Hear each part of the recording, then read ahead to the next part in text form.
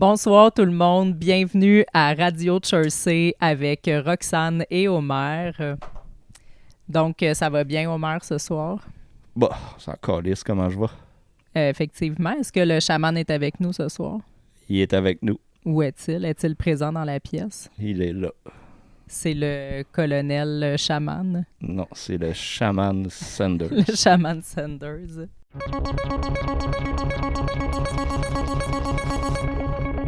Ce soir, comme d'habitude à Radio Chersey, on va aller voir les nouvelles marquantes des derniers jours, dernières semaines.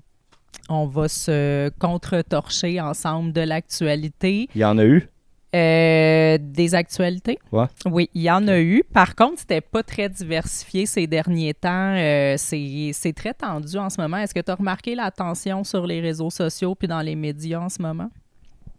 Oui, mais surtout quand je vais chez Aldo, chez Ikea, je sens une tension dans la population face à ce qui se passe dans le monde.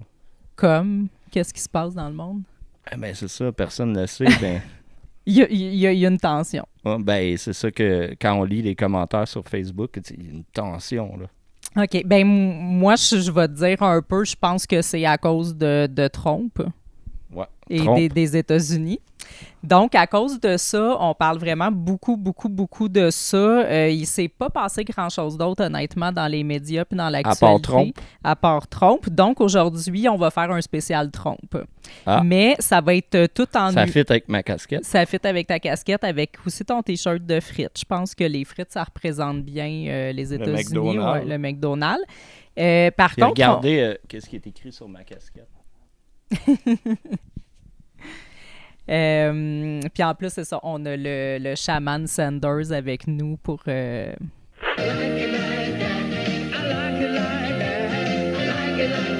Donc, c'est ça. Fait que ça va être un petit spécial plus États-Unis, Donald Trump, mais tout en nuances. Là, il va y avoir plein d'aspects. Là, ça sera pas redondant du tout. Là. Il s'est passé plein de choses en lien avec ça. Donc, j'ai appelé, j'aime ça, moi, les thématiques. Là, j'ai appelé l'épisode d'aujourd'hui 50 nuances de Trump. OK. Okay, c'est pas une couleur, là? Oui, c'est 50 nuances de orange, dans le fond.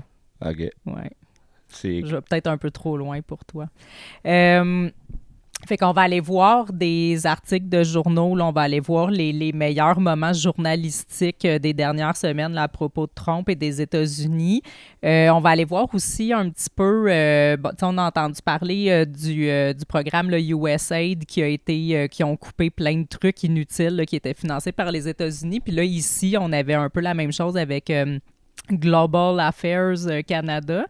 Le site a planté mystérieusement là, au moment où les gens ont voulu aller voir qu'est-ce que nous, on finançait. Mais il a repris depuis. Il a repris depuis, fait qu'il y a eu des belles petites découvertes qui s'est faites là-dessus, fait qu'on va aller en voir quelques-unes. Comme d'habitude, j'ai un petit spécial vedette à la fin du Radio Chersey, fait qu'on va aller voir, évidemment, on a des petites vedettes québécoises qui se sont exprimées. J'imagine que ça a rapport avec peut-être un oiseau... de l'Antarctique. Entre autres. Puis j'ai quelques petites autres nouvelles qui n'ont pas rapport avec ça, mais très peu. Très peu. Très peu. Très peu, mais il y en a quand même. Ben, merci de préciser que très peu. J'ai gardé les plus croustillantes. Fait que j'ai fait une petite catégorie. On va commencer avec Trump. On va commencer avec les États-Unis plus. Dans la catégorie boycott. Parce on a beaucoup parlé de ça là, dernièrement, le boycott des produits américains, tout ça. D'ailleurs, je me demande pourquoi les féministes n'ont pas encore boycotté le mot boycott. Ah, bon point. Oui, c'est vrai. Tu sais, tant qu'à inventer des mots comme Justin Trudeau il a fait, puis tout, c'était quoi donc? People kind. Oui, mais au lieu de mankind, en fait, là, on devrait appeler ça peut-être un girl cut. Ou un people cut. Un people cut, OK. Donc, on va people cutter les choses américaines. OK. Donc, on a parlé de la... Non, mais un combat à la fois. Un combat à la fois. La CSN, là, avec notre espèce de chef syndical du cégep du Vieux-Montréal de 19 ans et demi, là, qui a fait la révolution contre Amazon. Qui était comme... Oui, exactement. Fait que la CSN appelle au boycott, et entre autres, eux, au People Cut. On va aller voir. Je vais prendre mon ordinateur. Moi, j'espère que ça va devenir populaire, notre expression People Cut. People Cut, oui, il faut le populariser. Donc, voilà. Alors, ici, dans le Journal de Montréal, on rapporte les propos de la CSN. Cessez d'acheter sur Amazon et mettez fin à vos abonnements Prime. La CSN lance un appel au boycottage. Toi, est-ce que tu as mis fin à ton abonnement Amazon? Non, mais s'ils livrent plus comme qu'ils faisaient avant, ouais, je vais annuler. Là. Ben, moi, j'ai testé. Là. J'ai acheté des trucs cette semaine, puis ça a bien été livré. C'est déjà fermé. Je pense que oui. C'était-tu un truck Amazon? Tu l'as-tu vu? Ben, c'est Intelcom, là, ouais. OK, fait que c'est pas Amazon. Ouais, c'est ça. Puis, c'est ça. J'attends encore le hoodie pour Suzanne, qui devrait arriver demain, mais les autres choses ont bien été livrées. Entre autres, des éléments de décor pour notre studio de Montréal. OK. Ouais. Ça va bien à date. Donc, la Confédération des syndicats nationaux a demandé mardi au gouvernement canadien et provincial ainsi qu'aux municipalités et à la population de boycotter Amazon à titre de représailles pour la fermeture de ces 7 entrepôts à Québec. Ça, c'est la CSN qui a demandé ça? Oui, c'est la CSN. Okay. Donc, celle-ci accuse le géant du commerce en ligne de poser un geste antisyndical, notamment parce que l'annonce de la fermeture est survenue alors que le syndicat s'apprêtait à se diriger vers le ministère du Travail pour demander l'arbitrage d'une première convention collective. Donc, on se doute que Amazon a fait ça parce qu'il ne voulait pas de syndicat. On s'en doute. On s'en doute. Mais la CSN, moi, j'ai déjà été avec la CSN, puis ça a été mon pire regret. Là. Ah oui? Ils font rien. Ils font rien, là, à part prendre à peu près 20$ par semaine si tu payes. Ils font rien pantoute. Là. Je suis surprise. Ouais. Oui. Non, mais tu sais, il y en a d'autres syndicats sur la construction qui sont un petit peu plus proactifs. Là. Au moins, ils viennent te porter des popsicles quand il fait 45 dehors. Là. Ben, c'est la moindre des choses. Ouais, puis une fois par année, ils viennent te porter des t-shirts et un crayon. Ben, un t-shirt, un crayon. Sont-tu beaux? Ben, tu te sens killer avec. Ah oui? Okay. C'est comme porter un t-shirt de gang. OK, c'est comme un t-shirt de moteur. Là. Ouais. OK. Fait que c'est ça. Tu sais, moi, j'étais... Là, à un moment donné, je me suis... il y a eu le maraudage, qu'ils appellent. Puis là, j'étais rendu inter. Là, c'était plus killer. C'était comme une patch là, de plus. Ouais, là. CSN, Okay. Ça faisait comme un syndicat de secrétaires. Là. OK, je comprends.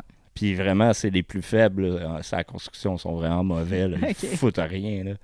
Fait que dans une guerre de gang, c'est pas la CSN qui gagne. Non, la CSN, c'est ceux qui sont au primaire. Là, OK. Tu sais, qui vendent, je sais pas, la barbe à papa pour un gang de rue du secondaire. OK. Je sais pas. Parlant d'Amazon. Oui. Ici, on a un article de la presse. Non, pas ici. Ici, dans la pièce, avec nous et le chaman et le chat. L'auteur, es-tu ici? L'autrice, tu veux dire. Ah, bravo. FBS, ça. Amazon livre un colis chez votre voisin. Le jugez-vous? Oui. Oui. Francine se fait souvent livrer des trucs d'Amazon. Est-ce que tu la juges? Ben, je la juge en fonction de... Parce que je sais pas qu'est-ce qu'il y a dans la boîte. OK. Fait que là, je juge qu'est-ce qu'il y a dans la boîte. Qu'est-ce que c'est? OK. Puis qu'est-ce que tu penses que c'est? Ben, je me rends jamais jusqu'au bout de ma réflexion, mais je juge. OK. Je suis comme, qu'est-ce que... Ou je me questionne plutôt. Oui, bien c'est ça, c'est pas un jugement, c'est plus un questionnement. Bien, en fait, ici, ce titre-là a fait quand même réagir là, parce que c'était comme un appel au jugement un peu qu'on a vu, on partageait ça sur les réseaux sociaux, puis là, c'était comme, bon, faut juger les gens, mais... C'est une belle mode, ça, depuis 2020. Je suis allée lire en profondeur, tu vas être surpris. Donc, un camion Amazon livre un colis chez votre voisin. Comment réagissez-vous? Le jugez-vous? Êtes-vous indifférent? Vos amis décident quant à eux de prendre leur voyage, leurs vacances en Floride. Tentez-vous de les convaincre de changer leur destination? Ta gueule. OK. C'est écrit ça? C'est écrit ça. Mais, non, t'as pas le droit, toi, de lire les choses.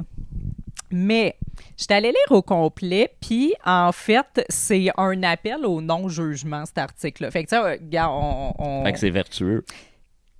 Oui, mais En oui étant et méchant. non, en fait, parce que la vertu, ça aurait été de juger la personne qui continue C'est un d'utiliser... peu, je t'envoie chier, mais je t'aime. Ben, c'est un peu comme, tu sais, t'as le droit d'être militant puis de plus vouloir ton abonnement Amazon, de pas vouloir aller aux États-Unis, mais il faut quand même pas juger les autres de leur choix parce que ça se peut que... Ah, OK. Ouais, non, c'est ça, j'étais surprise. Tu sais, j'avais le goût de juger l'article, puis on peut en juger d'autres, là. Honnêtement, on a matière à juger, mais là, celui-là en particulier, je dois avouer que c'était quand même un appel à arrêter de se juger. Fait que il est pas insinueux. Ben, le titre l'est, mais pas le reste de l'article.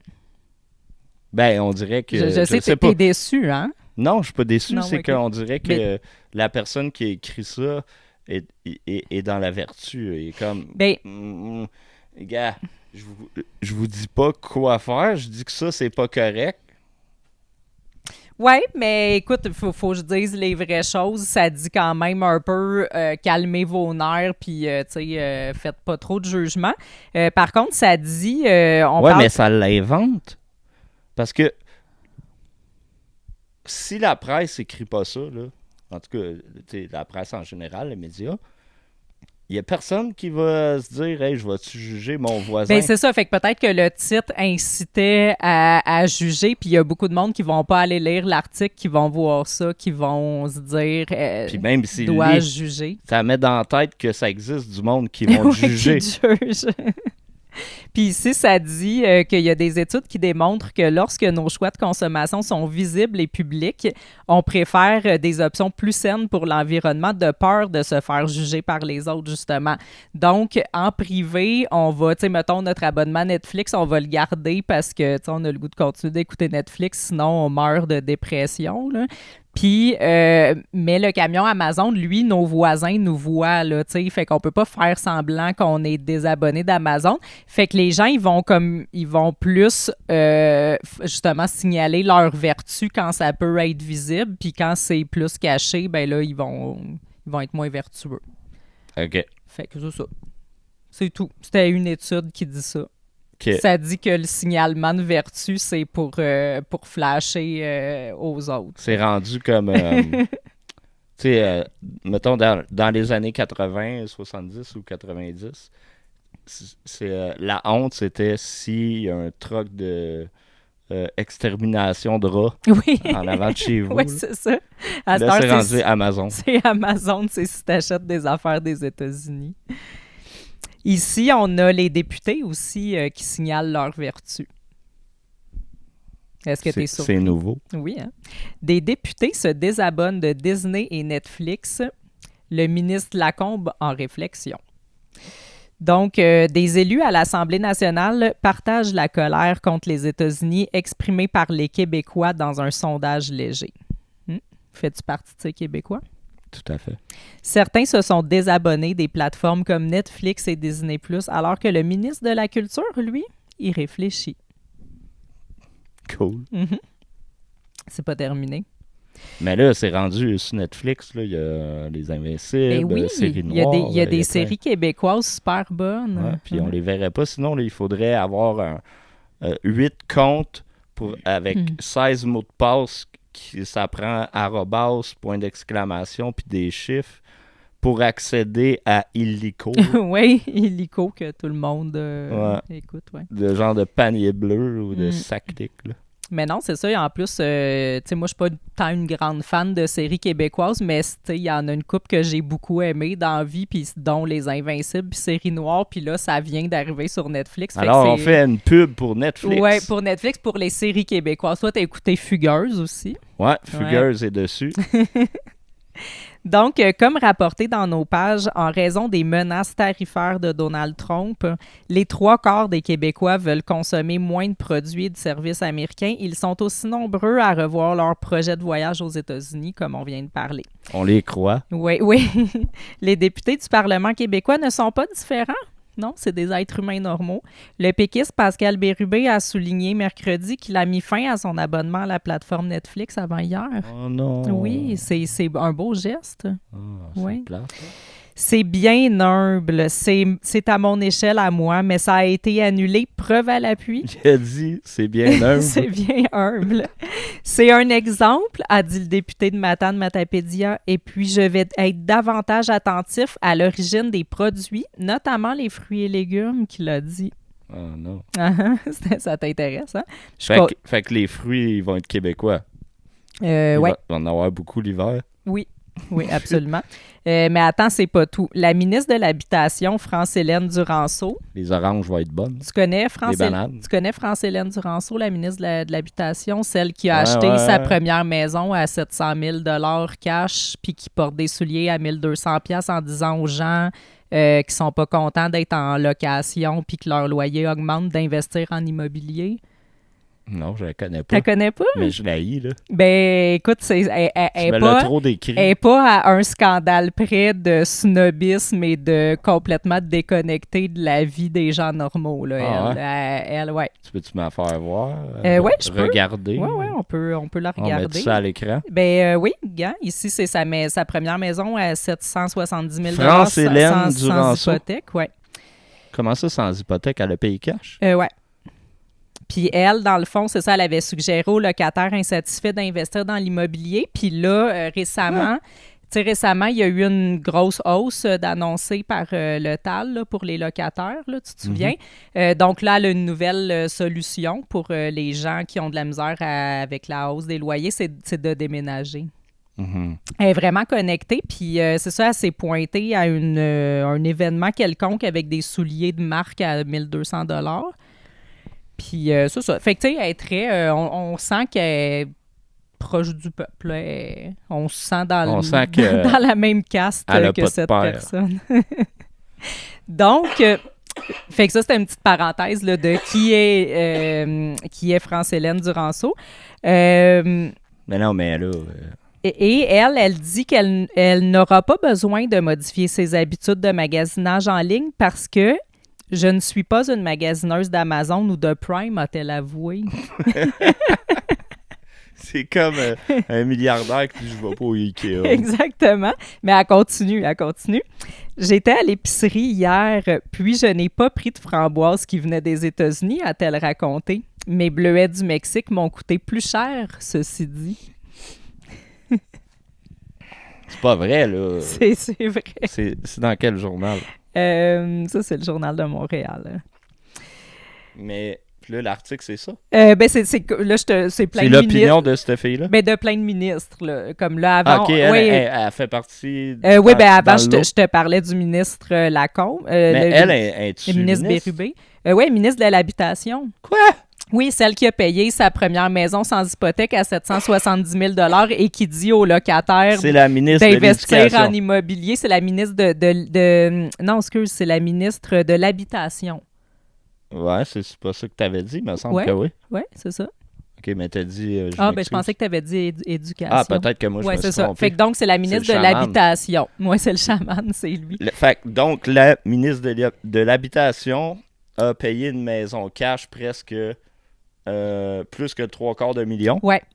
Puis elle dit... cash. Oui, puis elle dit aux locataires qui sont pas contents ou d'investir dans l'immobilier. Ou d'investir dans l'immobilier. Fait qu'elle, elle a payé ses bleuets plus cher parce qu'elle a pas acheté des framboises des États-Unis. OK. Puis là, c'est ça. Ben, en fait, là, on a parlé de plusieurs ministres. Là, après, c'est un autre. Après, c'est un autre. Là, après, un autre. De son côté, le député de Québec solidaire, Alexandre Leduc, se dit en réflexion. Je cherche la façon d'expliquer à ma fille pourquoi elle ne pourra plus écouter Pokémon sur Netflix. Si vous avez des idées, je suis preneur, a-t-il lancé aux journalistes. Donc, si vous avez des idées pour Alexandre Leduc là, sur comment... c'est le gars de QS, ça. Oui, sur comment expliquer à sa fille pourquoi elle ne pourra plus écouter Pokémon, ben vous pouvez envoyer vos suggestions. À l'instar du député solidaire de Schlager-Maisonneuve, le ministre québécois de la Culture, Mathieu Lacombe, n'est pas encore prêt à annuler ses abonnements aux plateformes américaines. Je pourrais, mais on va y penser, a résumé le ministre. Est-ce que c'est la meilleure stratégie de boycotter en ce moment les plateformes? Se demande M. Lacombe. Y a-tu trouvé la réponse depuis? Faudrait l'appeler. Oui, on attend sa réponse. Peut-être dans le prochain Radio Jersey, on aura sa réponse. Peut-être. Peut-être. Fait que voilà. On n'ira pas plus loin pour les ministres. Là. Je pense que je sens que tu n'es pas capable d'en prendre davantage. Ben, je suis capable. C'est juste que je peux pas croire qu'un journaliste est payé pour écrire ça. Oui, absolument. T'en es pas à une surprise près. Il va en avoir d'autres. Aujourd'hui, ça? Entre autres. Okay. Oui. Puis toutes les autres fois aussi. Okay. On parlera peut-être pas de clown aujourd'hui, mais il va y avoir d'autres surprises. Il n'y a pas des nouvelles de l'association de clowns? Non, mais c'est ça, je sais pas si tu as entendu parler, à Granby, il y a eu beaucoup de people cottage, là. C'était quoi donc ça? Boycott. Boycott. Entre je me souvenais plus de ma joke. Entre autres, il y a un drapeau des États-Unis qui a été retiré à Granby. Je sais pas si elle t'a dit de quoi, la madame ici. Elle a même est devenue un meme, là. Non, ben j'ai vu le meme. T'as vu le meme? Bon, ben c'est ça. Le meme est en rapport avec le fait que le drapeau des États-Unis a été retiré à Granby parce qu'il y avait des habitants de Granby très insatisfaits de ce drapeau américain, là, qui étaient très choqués. OK. On va aller en apprendre plus. T'sais, on a passé à... Il y a eu des nouvelles de... Doit-on changer le nom de la poutine? Mm-hmm. Puis là, on est rendu à ça. Oui. OK. Mm-hmm. Ça va bien. Les gens vont bien. C'était le fun, l'épisode de la poutine aussi, mais à un moment donné, il faut passer à autre chose. Hashtag les gens vont bien. Les gens vont bien. Un drapeau des États-Unis a été retiré mardi devant le bureau d'accueil touristique de Granby en Estrie. Alors voilà. Le 23 janvier dernier, une citoyenne avait lancé une pétition pour que la ville retire la bannière étoilée en raison du contexte actuel. La pétition a désormais plus de 1000 signatures et les élus ont choisi d'acquiescer à cette demande. Il a été remplacé par le drapeau de la MRC de la Haute-Yamaska. C'est une bonne chose qu'il l'ait enlevé. On devrait tout enlever ce qui vient des États-Unis, s'est exclamée une citoyenne. Tout? Tout. Elle parlait-tu dans un micro? Je sais pas. Mais tu le vois pas sur la photo? Ben, j'ai plus la photo. Mais non, je pense qu'elle avait une voix assez forte là, pour dire ben, je suis sûr que le micro il est fabriqué quelque part d'autre qu'ici. Pourquoi on s'en prend aux Américains? Oui, c'est ça. Pourquoi on s'en prend aux Américains alors que c'est leur président qui est con?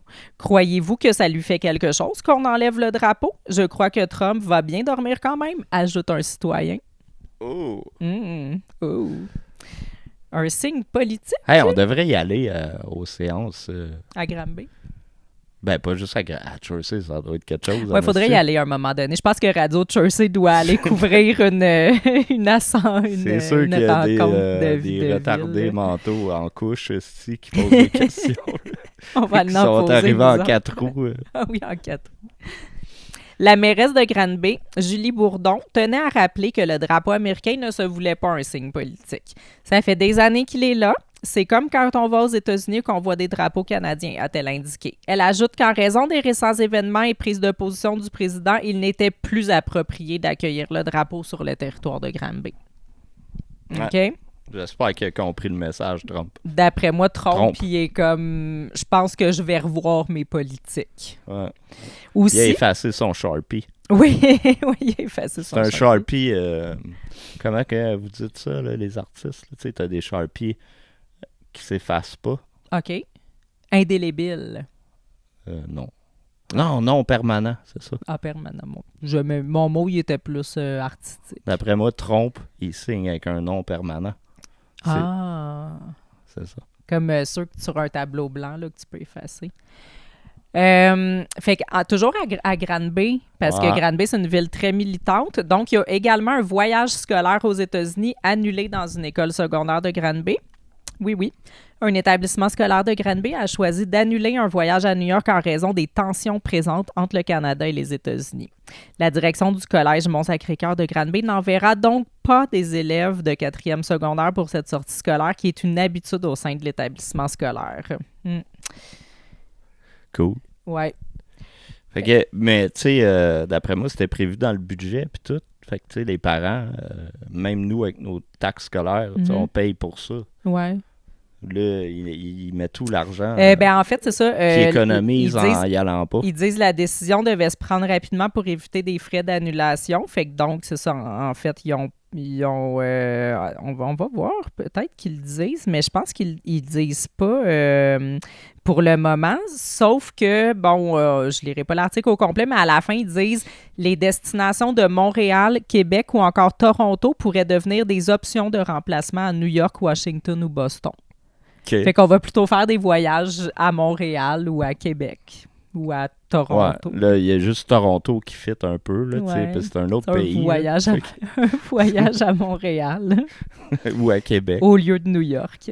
Tu vas aller goûter de la nourriture exotique. Oui. Oui. Tu vas aller chez Ashton, chez Mike's. Oui, chez Schwartz. À Cage au Sport. Il y a des belles choses exotiques à Montréal. Un dépanneur que je dois trouver. Ah! Ici. Un dépanneur 98% québécois.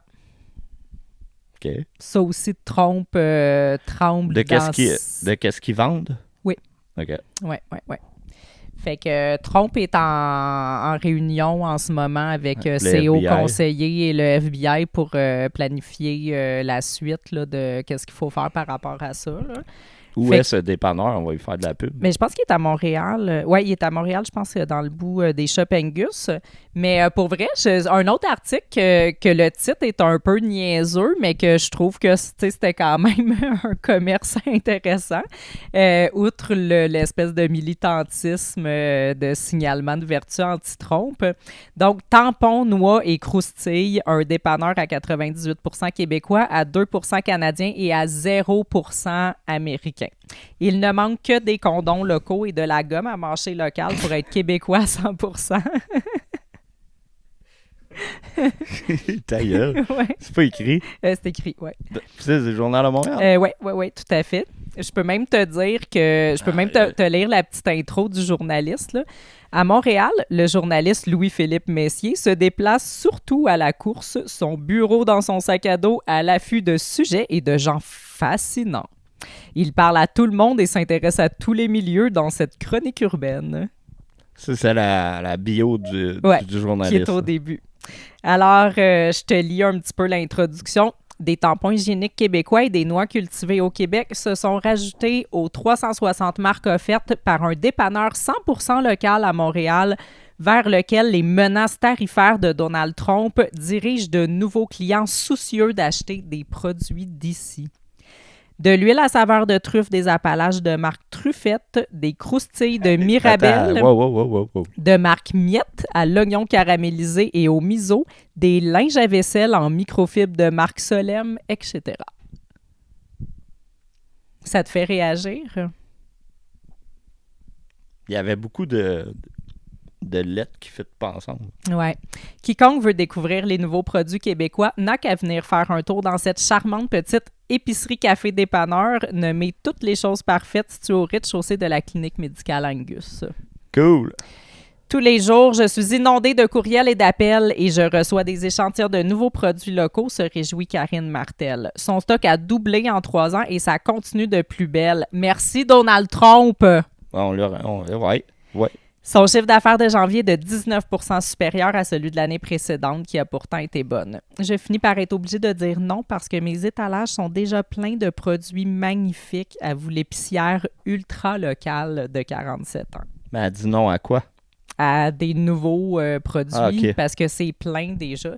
Mais à la fin de l'article, elle dit que Elle n'a pas le goût d'ouvrir d'autres succursales parce qu'elle est bien de même avec sa petite boutique puis elle trouve ça le fun, son mode de vie, mais elle est prête à partager ses contacts avec quiconque veut ouvrir un dépanneur 100% local comme le sien. Puis ça, je trouvais que c'était un joli geste. Ben ouais, Moi, ça j'ai va. apprécié Juste prendre cette 300 partie-là. 000 de cash down. Oui, mais quand même, là, je veux dire, elle veut que d'autres personnes ouvrent ça. Puis, tu sais, j'avoue que c'est quand même le fun comme concept. Là.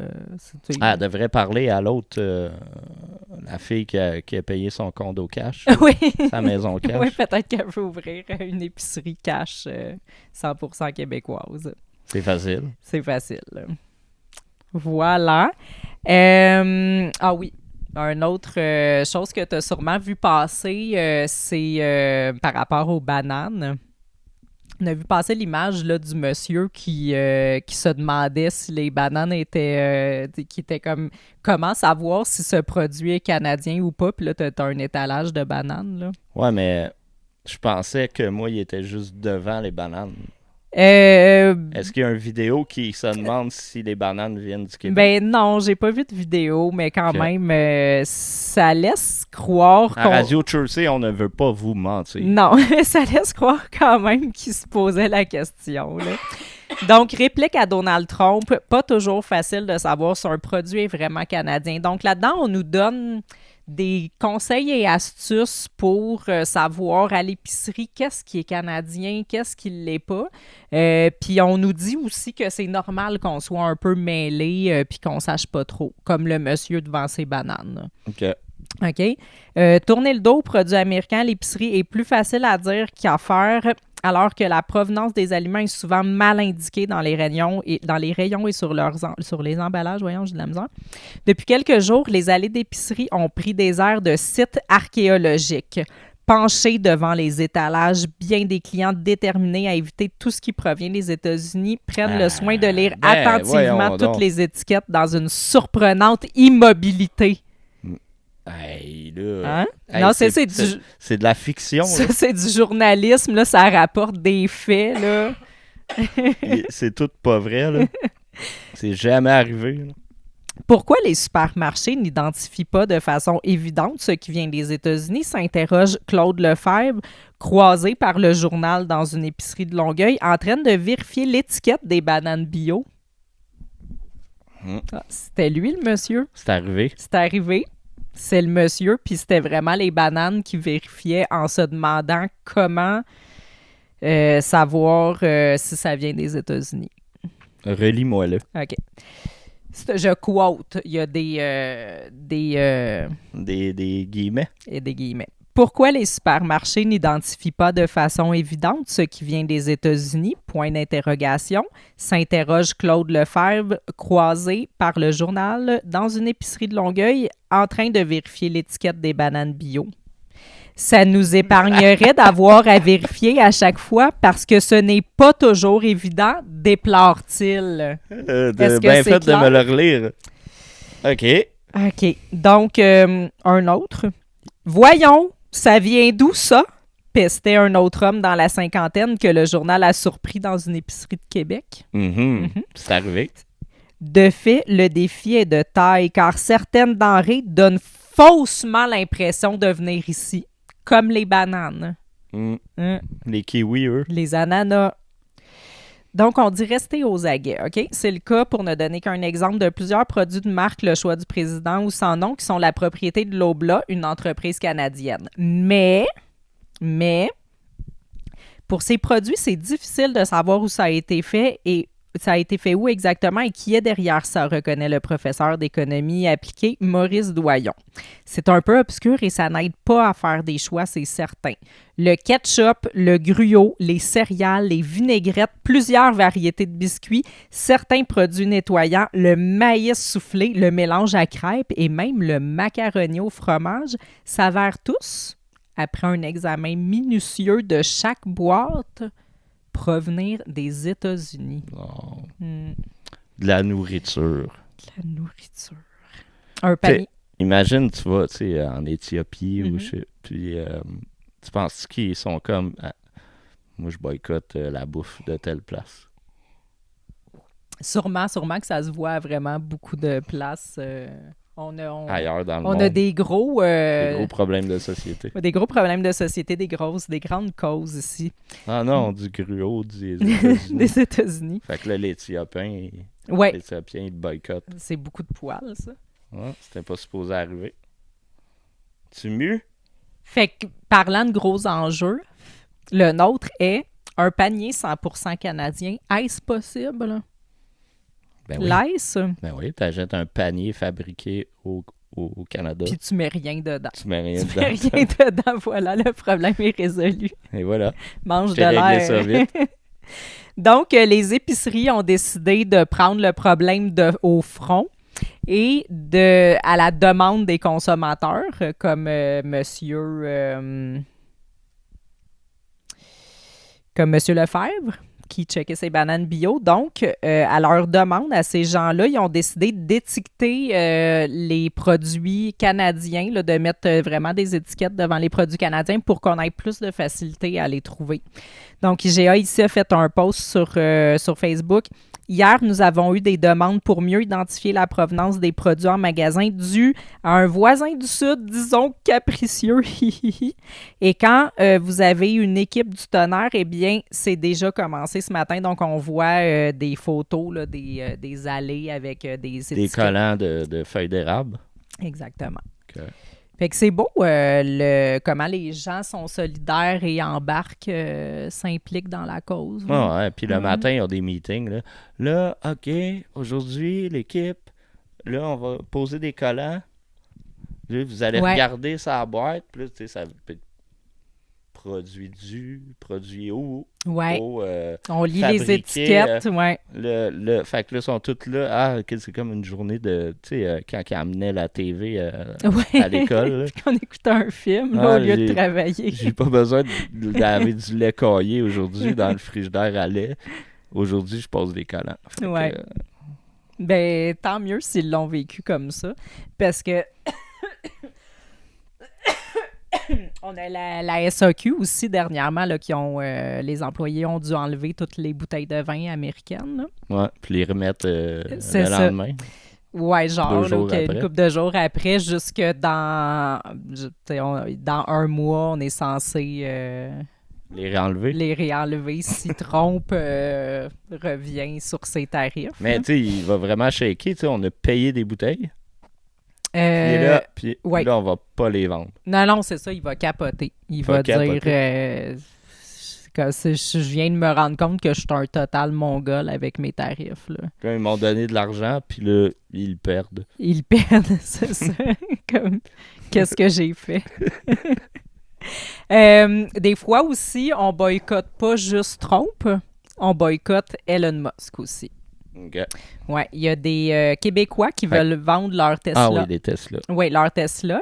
On n'ira pas lire l'article. Je pense que le titre dit tout avec la photo du monsieur, les bras croisés, vraiment fâché devant ses Tesla, qui dit le salut nazi, ça n'a pas passé.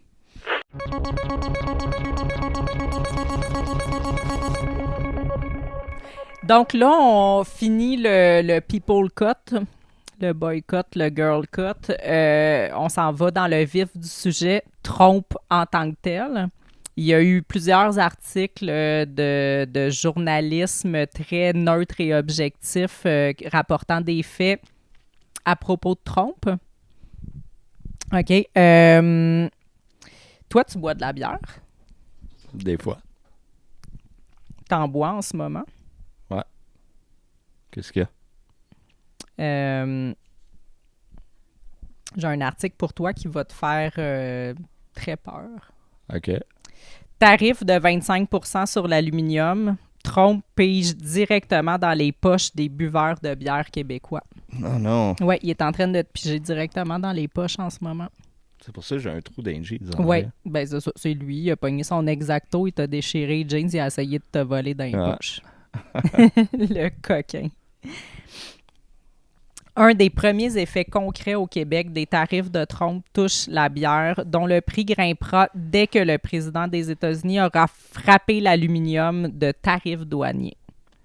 Cool. Ouais. À date, ça va. T'es pas trop perturbé. OK.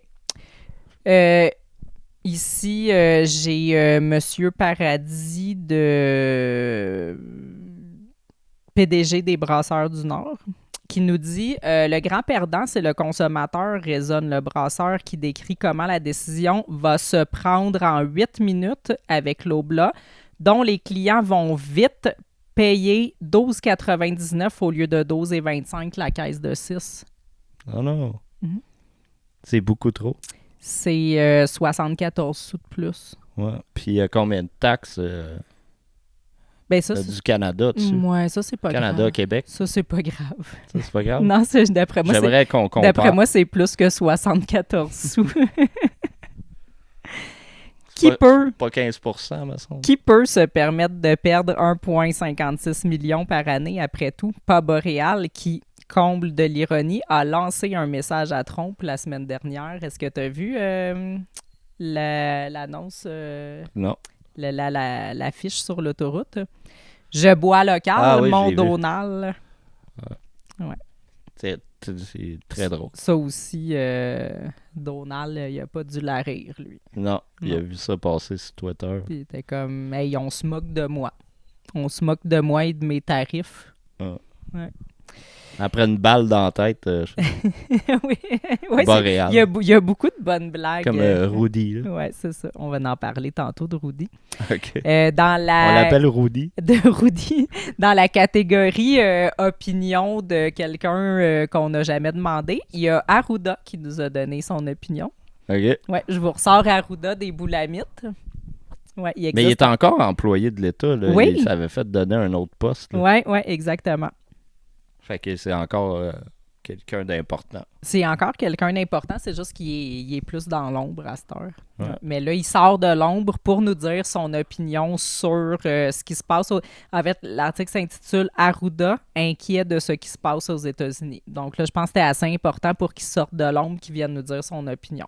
Il est sorti du soleil. sentier de VTT. Oui, il est sorti, il a dépogné son char du sentier de VTT. 5 ans après le début de la COVID-19, le docteur Horacio Arruda se penche sur le chemin parcouru depuis la pandémie, le chemin parcouru dans la trail de VTT. On n'est jamais complètement prêt pour affronter une nouvelle crise, constate-t-il dans une rare entrevue. Une crise, c'est une crise.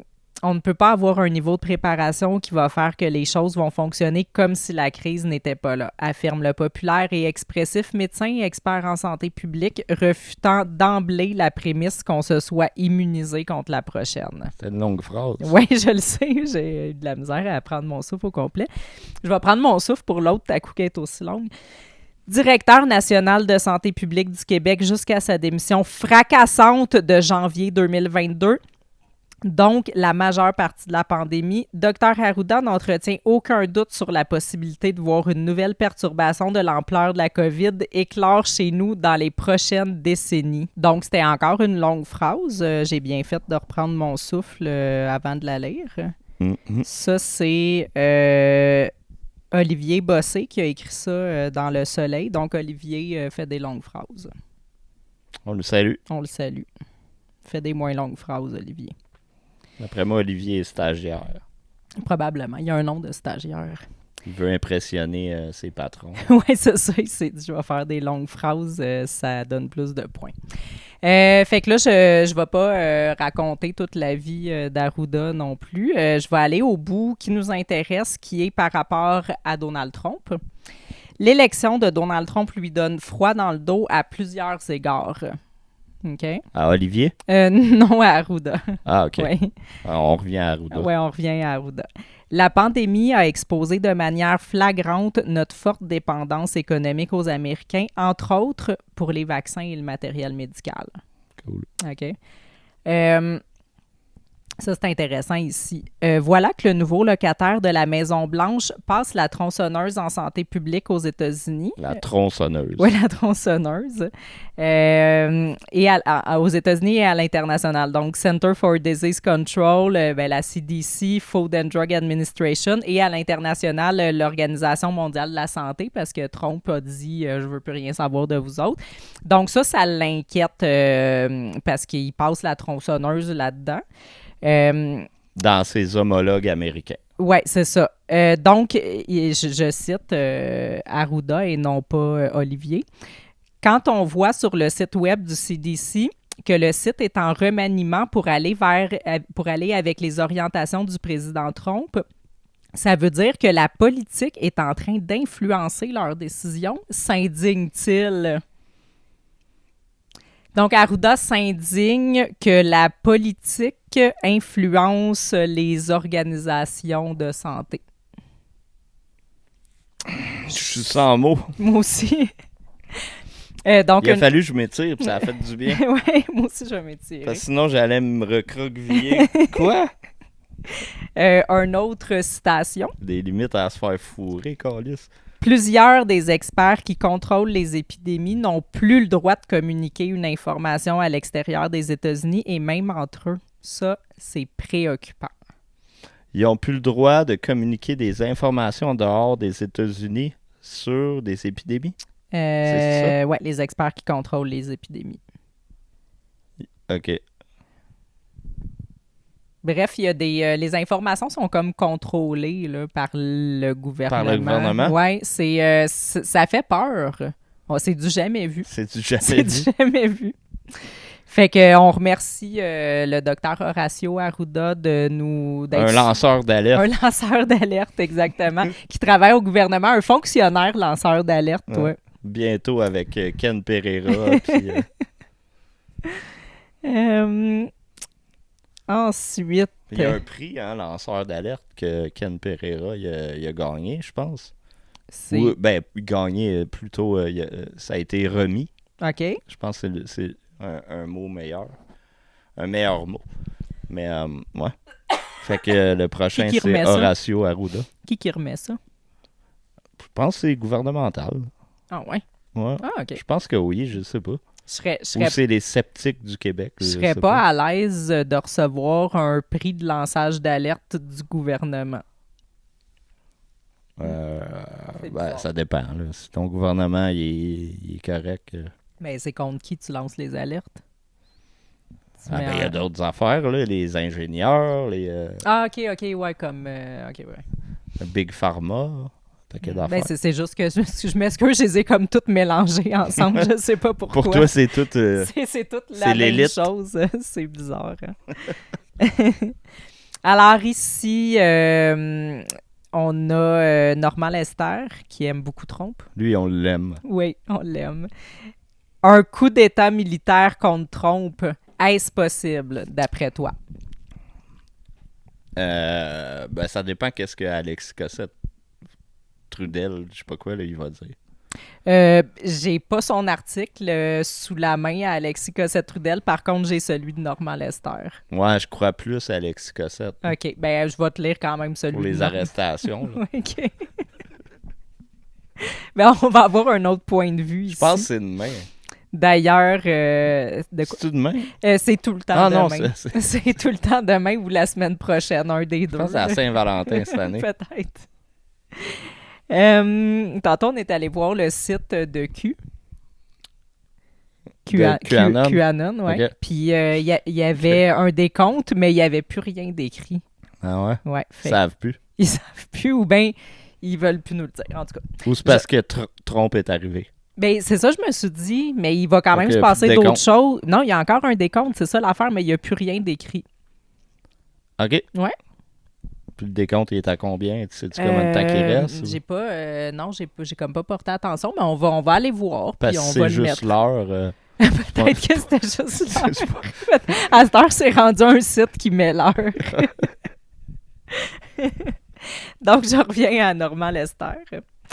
L'armée américaine pourrait-elle commencer à considérer le leadership de Trump comme une menace suffisamment sérieuse pour envisager un coup d'État s'il continue ainsi à saper la Constitution et la démocratie? À la saper. À la saper. Son ex-chef d'état-major interarmé, le général Mark Milley, l'a déjà qualifié de foncièrement fasciste et de personne la plus dangereuse pour le pays. Il n'est pas le seul dans la haute hiérarchie militaire à le penser. OK, fait qu'il y a des meurtriers en série, violeurs, de gangs de rue du M13 ou je sais pas quoi, là. qui décapite du monde.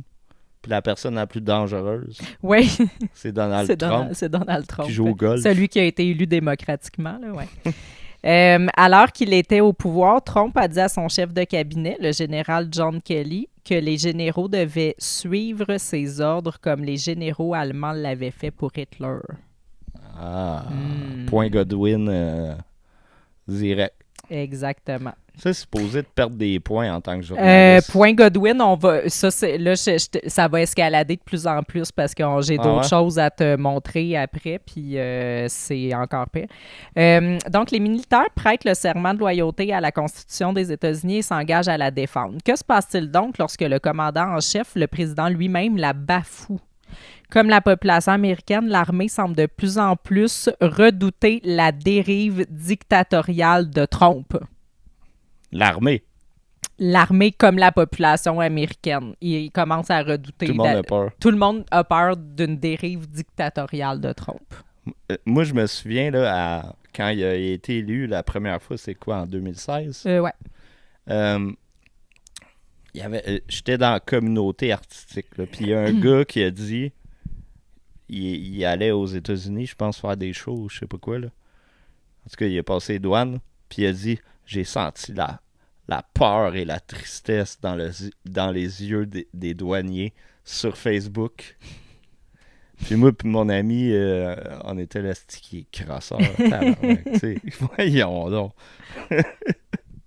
C'est ça. Il est élu démocratiquement, mais la population a peur de lui. Ouais. Mais les gens sont comme ça, sont bizarres. Signalement de vertu totalement BS, de trucs qui sont jamais arrivés. Mais ces gens-là, les signaleurs de vertu, j'ai remarqué, ils veulent sauver les autres. Même ceux qui veulent pas être sauvés sont comme non, tu penses que t'es content de ce qui arrive. Non, mais... ils veulent pas sauver personne. Ce qu'ils veulent, c'est sauver leur âme. Non, ils veulent pas sauver personne. Ce que je veux dire, c'est qu'ils sont tellement méprisants envers les autres que, dans le fond, mettons que toi, tu dis, mettons, j'aime Trump ou, je sais pas, là, j'aime les masculinistes ou, tu sais, tout ce qui est pas bon, là, pour eux. Ils vont te dire, oui, mais tu penses ça, mais dans le fond, c'est que t'es brainwashé, puis eux, ils peuvent te sauver de ça. Tu sais, tu peux pas juste comme avoir ta propre opinion puis être intelligent. C'est que si tu penses pas comme eux, c'est que t'es pas bien, là, puis que t'as pas compris, là. Ben, moi, par expérience, ceux qui pensent pas comme toi dans la vie, ils font juste comme pas vouloir te parler ou se chicaner ou... J'ai jamais vu personne essayer de me sauver de quoi que ce soit, là. C'était plus... ben, pas de sauver, mais ils ont pitié. Je parle plus. Ils ont pitié. Ah, peut-être qu'en privé, ils ont pitié. Tu sais, comme ceux qui disaient, tu sais, les gens là, qui sont dans les théories du complot, faut pas essayer de parler avec eux, mais tu sais, faut comme... tu sais, aller leur chercher de l'aide, puis tout, tu sais, c'est des gens qui ont besoin. Ouais, mais ça, c'est les médias qui disaient ça, là. Ouais, mais... Dans la vraie vie, ça arrive-tu? Je pense pas, là. Ouais, ben, tu sais, ils disent... Ben, quoi que je l'ai vécu avec ma tante, là. Mais non, mais c'est pas ça. ma tante, ma cousine. C'est ça, mais eux, ils disent ils répètent ces choses-là, mais dans leur fond, d'eux autres sont des êtres humains normaux qui font juste te mépriser puis t'haïr parce que tu penses pas comme eux, mais je fais juste dire que eux disent qu'ils... Moi, j'ai eu une cousine qui voulait faire la bienveillance en voyant mes posts Facebook, puis qui m'a appelé pour que j'aille me faire vacciner là, pendant le COVID. Puis après, elle a dû se dire « Ah, il n'y a rien à faire avec ces gens-là, ils sont trop pris dans leur théorie du complot, fait qu'on peut plus leur parler. » Elle a dû dire ça de toi. Ben non, mais tu sais, c'est ma cousine, fait que j'ai pas envoyé chier, mais j'y ai dit comme que t'as pas rapport, là. T'es pas allé te faire vacciner? Non. Elle t'a pas convaincu? Elle m'a pas convaincu. Pauvre elle. T'es encore en vie aujourd'hui, c'est ça l'important. Ouais. Alors, je poursuis. Le sénateur démocrate Richard Blumenthal, membre Blumenthal. OK, on va le dire en français. Blumenthal? Blumenthal. Cool. Richard Blumenthal, membre de la Commission des Forces armées, a déclaré, une suggestion incitative, que l'armée pourrait que l'armée même pourrait résister à ce qu'elle considère comme un ordre illégal si Trump utilisait sans restriction la loi sur l'insurrection de diverses manières dictatoriales. Il est en effet à craindre que Trump ne veuille convertir l'armée américaine en bras musclés de son programme politique. Il dévalorise continuellement les freins et contrepoids, check and balance, qui sous-tendent la démocratie américaine.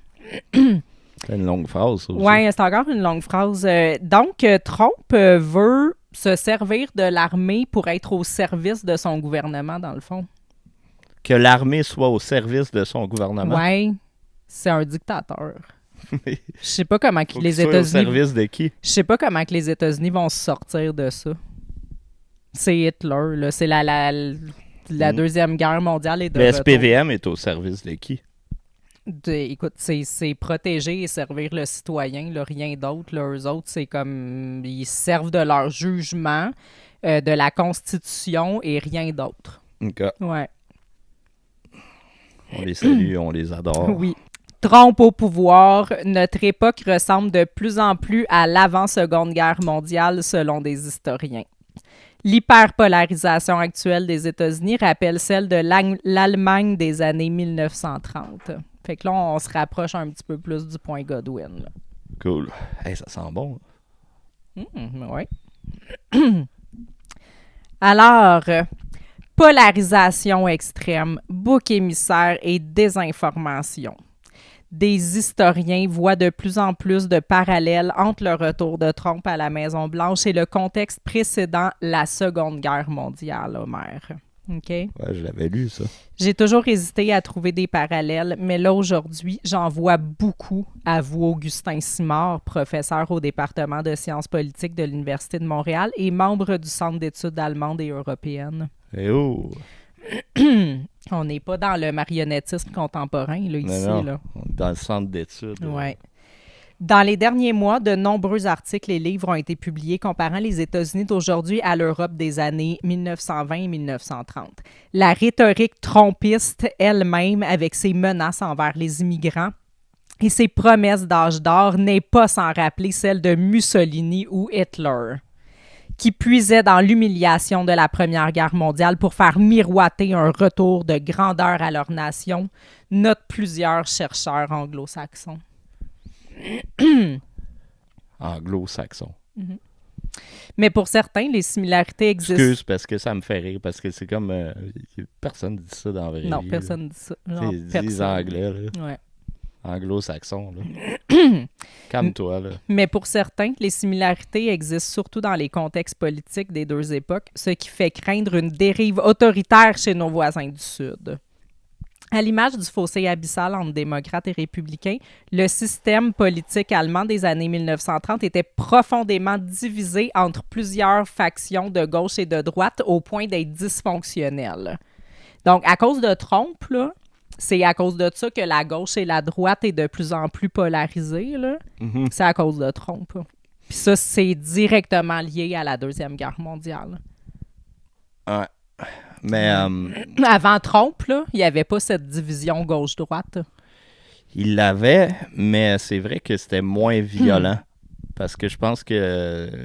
c'est ça, il y a eu beaucoup de gauchisme extrême dans les universités à travers l'Amérique. Puis là, ça a donné du monde crinqué ben raide. Là. Mais il y a la montée de l'extrême droite aussi. Mais ça, ça existe même pas, là. Le centre était intenable. Il fallait choisir son camp, explique Augustin Simard. C'est dans ce vacuum laissé par l'hyperpolarisation qu'Adolf Hitler a pu s'installer. Okay? Donc, cette hyperpolarisation-là qu'il y avait dans le temps a permis à Hitler de s'installer. Qu'est-ce que Trump va faire avec cette hyperpolarisation dans ce moment? Hein? Qu'est-ce qu'il va faire? Il va diviser pour mieux régner. C'est ça? On le sait pas. On continue avec... À l'époque, on parlait même de guerre secrète et de complot sioniste, un peu comme quand les partisans de Trump parlent de Deep State. OK. Mm-hmm. L'État profond. Ce que ça veut dire, c'est... Mais, tu sais, les lobbies en arrière, puis ces trucs-là. Là. Je pense que c'est ça que ça veut dire, là. C'est pas une théorie du complot, là. Non, moi, je pense que c'est pareil comme la Deuxième Guerre mondiale, là, que c'est une affaire nazie, là. OK. Ouais, OK. D'ailleurs, on y vient. C'était aussi une période où il y avait énormément de scepticisme envers les partis démocratiques. Dans le temps des nazis? Ouais. Puis là, en ce moment, as-tu remarqué comment que les gens, à cause de la désinformation, sont de plus en plus justement sceptiques et méfiants envers le gouvernement pourtant démocratique qui est installé en ce moment dans notre pays libre et démocratique. La faute de Trump. C'est de la faute de Trump. Puis de Pierre Poilievre. Oui, exactement. Parce que, comme, mettons, juste au Québec, là, par exemple, au Canada, mais surtout au Québec, on est dans un des meilleurs endroits au monde. On est dans un des endroits les plus libres, les mieux organisés, tout ça. Puis malgré ça, il y a des gens crinqués qui ont de la méfiance envers le gouvernement. Ah. Ouais. C'est des déséquilibrés. Ben c'est ça. C'est à cause de Trump, puis comme tu dis, à cause de Poilievre, Éric Duhaime, là, les gens d'extrême droite. Là. Mais c'est un de vos cousins ou cousines à appeler la personne puis essayer de l'expliquer. Là. Moi, je suis pas d'accord avec toi. Je pense que ces gens-là, faut pas trop essayer de leur parler parce qu'ils peuvent devenir agressifs, mais il y a des organisations comme InfoSect ou des trucs comme ça qui... Le 911. Le 911, qui pourraient peut-être mieux les accompagner, là, l'Institut Pinel, des choses comme ça. Alors, il y aura toujours des gens pour dire que ce n'est pas comparable ou que telle ou telle cause n'est pas cochée, mais dans l'histoire, jamais on va reproduire exactement le même régime, explique Mylène Desautels, enseignante d'histoire au Collège Lionel Groulx. Elle voit, elle aussi, plusieurs similarités avec les années 1930, l'aspect viril que certains dirigeants mettent de l'avant.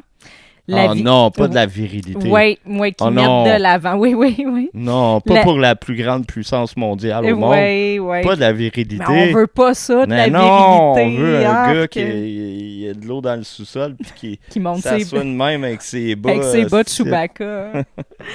La victimisation aussi qui vient avec le nationalisme défensif et une décomplexion vis-à-vis de la violence.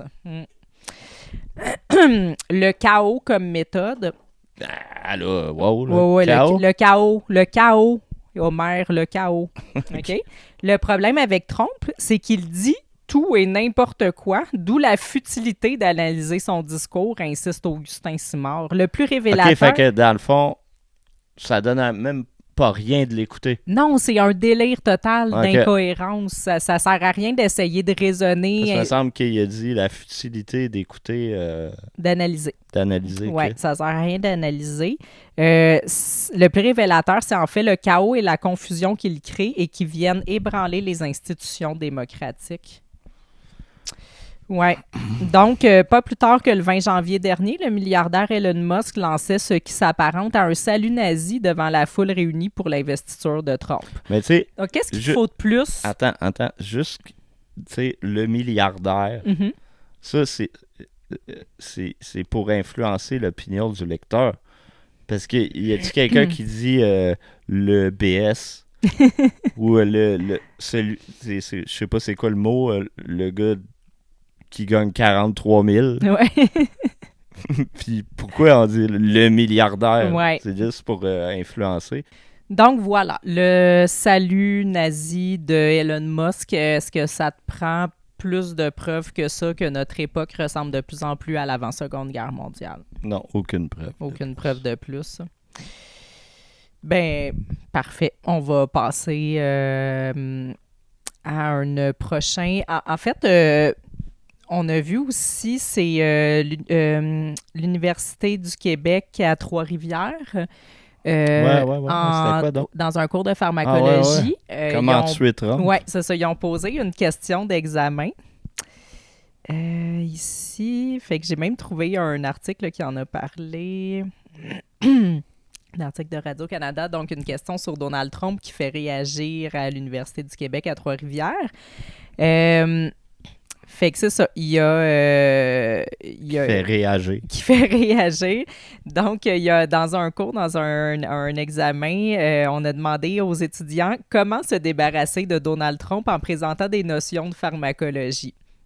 Donc, la question, c'était comment éjecteriez-vous pharmacologiquement et définitivement Donald Trump de la présidence américaine?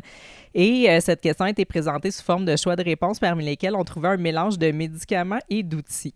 Comment l'empoisonner à la mort? Je vais le lire, là, mais avant, tu sais, comme dans l'article, il ne montre pas les questions en tant que telles, mais là, on dit...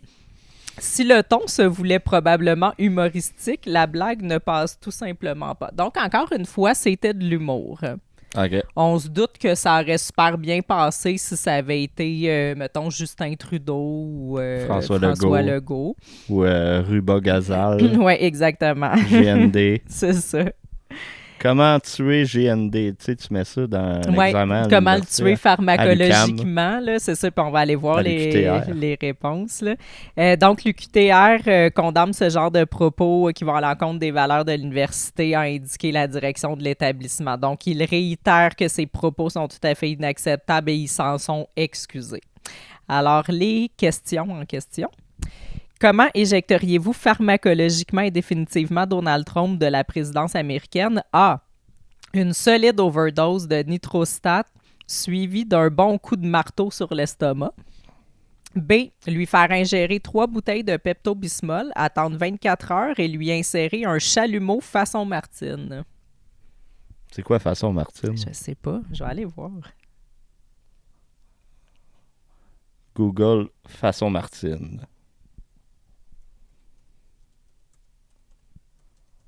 On met de la petite musique. La petite musique d'ascenseur.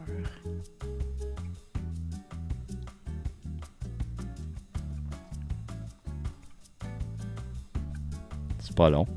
Ouais, mais là... Je sais pas c'est quoi façon Martine.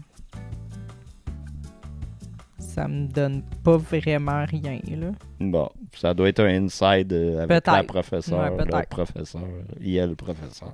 D'après toi, mettons vite de même, là, ça t'inspirerait quoi? Comment t'insérerais un chalumeau de façon Martine? On y fait ingérer 3 bouteilles de Pepto-Bismol, c'est quoi? On y rentre-tu un chalumeau dans le cul, genre? Ben, de façon Martine, je sais pas ce que ça veut dire. Moi non plus. Je veux pas m'avancer. Non. C'est qui Martine? Et je sais pas. Puis comment elle la fait ça? La façon Martine? Ouais, ben je sais pas. Moi...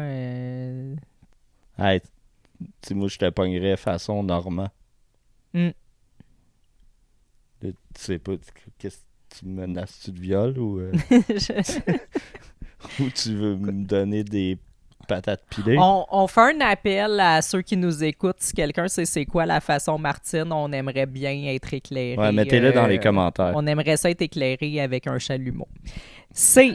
Le nitrostat pourrait fonctionner, mais pour augmenter nos chances, il faudrait lui faire ingérer de l'oméprazole 1 à 3 jours auparavant. D'après moi, ça doit être la bonne réponse. Ah, ouais, c'est vrai. Parce qu'il y a ça une scientifique, celle-là. Là. D. Le Pepto-Bismol pourrait fonctionner, mais il faudrait au moins rajouter un peu d'anthraquinone pour catalyser la réaction. Celle-là aussi, elle me semble bien. Peut-être les deux. Peut-être la réponse c'est B, C. Fait que... Tu sais, on dit pas comment tueriez-vous Donald Trump, on dit comment l'éjecteriez-vous pharmacologiquement. Donc, on n'est pas en train de donner des idées de comment tuer quelqu'un pharmacologiquement. Là. Non, puis ça donne pas des trucs pour se suicider non plus. Non plus, c'est ça. Ben quoi que ça a l'air douloureux, là. Moi, je sais Mettons pas. qu'il y a un de ses élèves là, qui file pas, là. Ben, moi, là, la prof, il donne... Gars. Ouais. Parmi ce choix de réponse, il y a une recette pour mettre fin à tes jours. Ouais, peut-être une. Ben, en tout cas, moi, le A, le nitrostat suivi d'un bon coup de marteau sur l'estomac, je suis pas sûre que je choisirais ça pour mettre fin à mes jours. Non, ben c'est ça. D'après moi, ça faisait partie de ses blagues. Ouais, c'est ça. Puis le chalumeau façon Martine non plus, même si on sait pas c'est quoi, j'aurais pas nécessairement envie d'essayer la méthode. Là. Ben, je m'appelle pas Martine. Ça serait CD. Ouais. C'est ça? Oui, COD. Fait qu'un Pepto-Bismol, mais ça a l'air c'est quelque chose qu'on a à la maison qui semble pouvoir nous éjecter pharmacologiquement en cas de besoin. Fait que c'est ça, fait que... T'imagines-tu une funéraille? Cette personne a été éjectée. Éjectée pharmacologiquement. Paix à son âme.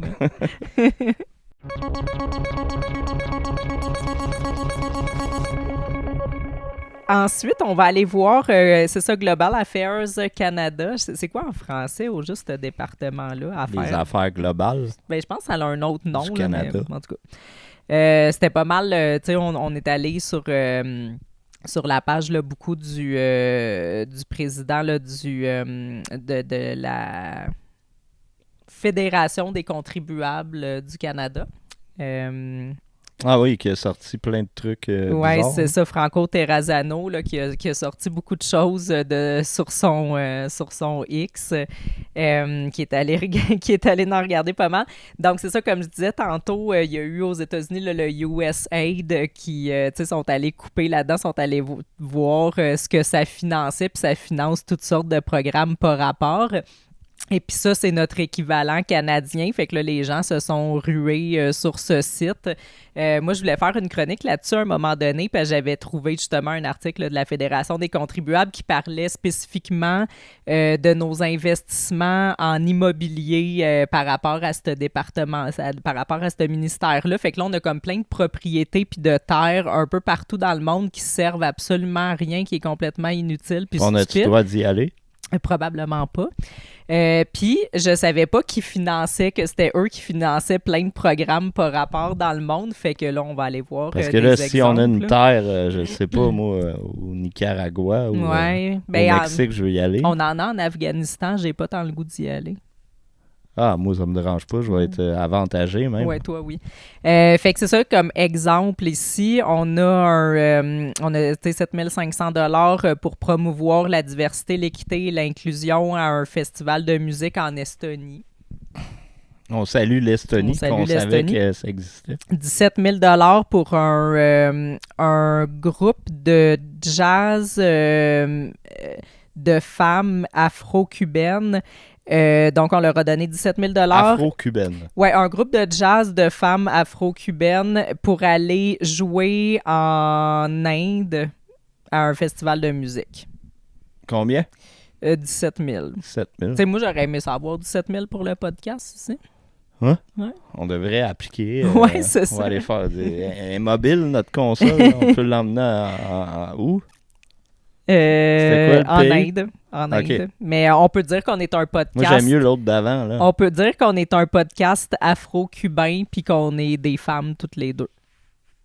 À cette heure, ouais. Ouais. 3 900 $ pour un séminaire à LA dans une conférence d'art pour une discussion honnête sur comment land acknowledgement, là, en tout cas, ça... Comment? Land acknowledgement.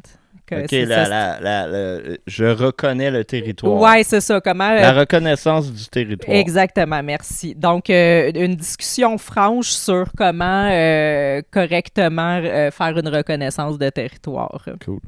On aimerait rappeler à tout le monde qu'on est sur un territoire cédé. Non cédé. Non. OK. C'est cédé. Gars. Ici, on dit justement, tu sais, pendant que les Canadiens attendent pour toujours pour se faire remplacer une hanche, là, tu sais, ou avoir une chirurgie, notre gouvernement dépense 7,2 millions pour un Gender Responsive Systems Approach to Universal Healthcare in the Philippines. Donc, un système d'approche de soins de santé universelle, tu sais, qui est comme... Non-binaire. Ouais, c'est ça, gender responsive, là, aux Philippines. Fait qu'on on met 7,2 millions Ça leur là-dedans. manquait. Ça leur manquait, ça nous manquait aussi en tant que Canadiens pendant qu'on attend 24 heures à l'hôpital puis qu'on meurt là parce qu'on n'est pas soigné. Là.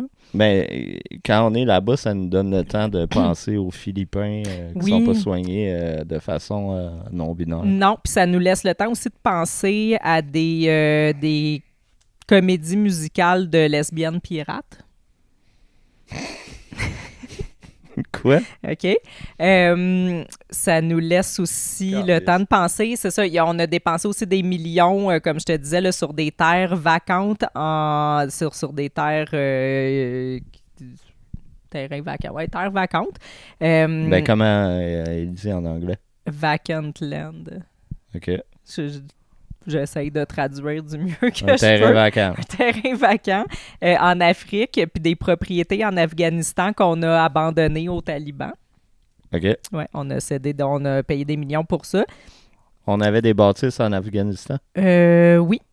Oui, puis des terres en Afrique. 12 000 $ pour des personnes âgées dans d'autres pays pour qu'ils puissent parler de leur vie sexuelle.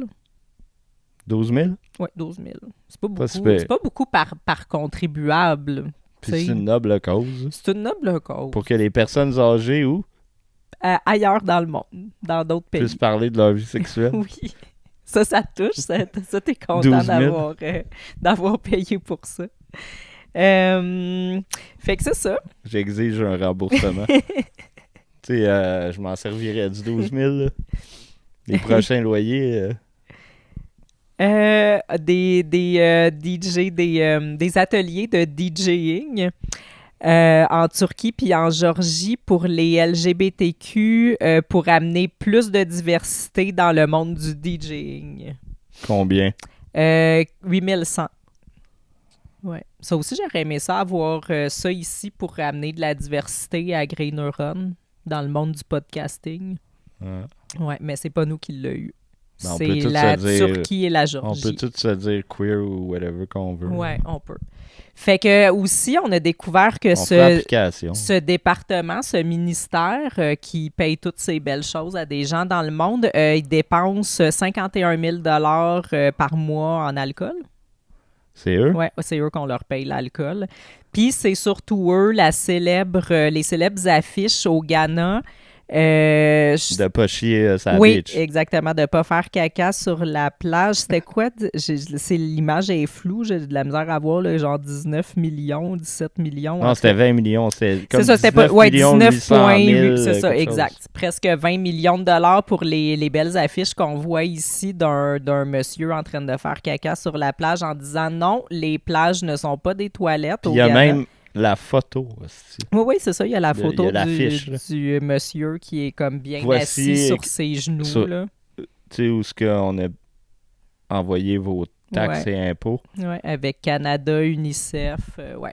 Fait que je sais pas pourquoi, comme on disait tantôt. Là, il y a un trou dans le sable. Hein? Je sais pas si tu as vu. Là, ils montent tout. Fait que je sais pas pourquoi les gens font plus confiance au gouvernement. Ben, c'est à cause de Trump.